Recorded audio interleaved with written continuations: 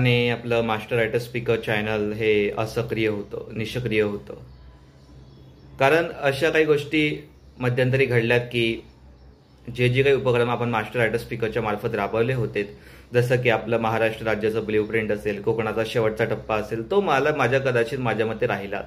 आणि मी सर्वांची दिलगिरी व्यक्त करतो की तो मी लवकरात लवकर प्रदर्शित नाही करू शकलो. म्हणजे दिलेल्या वेळेला ते मी गोष्ट तुम्हाला नाही दाखवू शकलो.